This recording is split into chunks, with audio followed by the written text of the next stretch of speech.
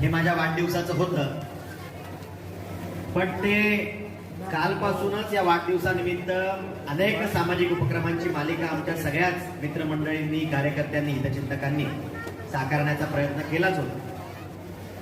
म्हणून कालपासून अनेक आरोग्य विषयाचे कार्यक्रम असतील, आमच्या युवा शक्तीसाठीचे कार्यक्रम असतील, आमच्या मातृशक्तीसाठीचे पण अनेक कार्यक्रम असतील, असे साकारण्याचा प्रयत्न कामोठे असेल, कळंबोली असेल, खारघर असेल, करंजाडे असेल, तळोजा असेल, खांदा कॉलनी, नवीन पनवेल सगळ्याच विभागात होतं.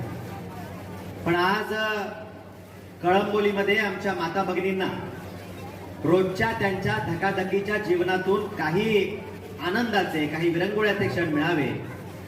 रोजचं जीवन तर आपल्याला जगायचंच आहे, ते आपण यशस्वीपणे जगतोच आहे. आयुष्याचा संघर्ष, लढाई, काही आनंदाचे, काही दुःखाचे क्षण हे प्रत्येकाच्या आयुष्यात आहेतच, ते कोणालाही चुकलेले नाही. पण त्यात आपल्या सगळ्यांच्या परिवारातले सदस्य म्हणून आम्ही काही नैतिक जबाबदारी स्वीकारू शकतो का? आणि आपल्यासाठी काही तासांचे तरी विरंगुळ्याचे क्षण, आनंदाचे क्षण, ज्यात आमची माता भगिनी आनंद घेऊ शकेल, मजा करू शकेल, थोडंसं त्यांच्या जुन्या जीवनात आनंदात परत जाऊ शकेल, असा प्रयत्न करायचा आम्ही ठरवलं. आणि आज या ठिकाणी कळंबोलीमध्ये हा खेळ पैठणीचा हा कार्यक्रम साकारण्याचा आम्ही प्रयत्न केलेला आहे. हा कार्यक्रम आमच्या सगळ्या मातृशक्तीसाठी आहे.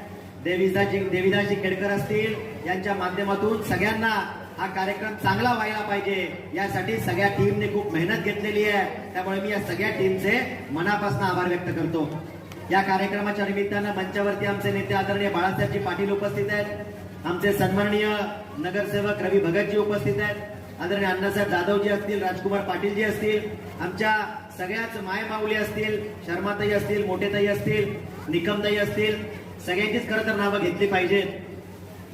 पण वेळेअभावी सर्वच आमचे ज्येष्ठ आणि श्रेष्ठ मंचावरचे मान्यवर हे आपल्या सगळ्यांचं या कार्यक्रमात स्वागत तर करतोच. पण गेले खेडकर सर किती वेळ चाललाय कार्यक्रम?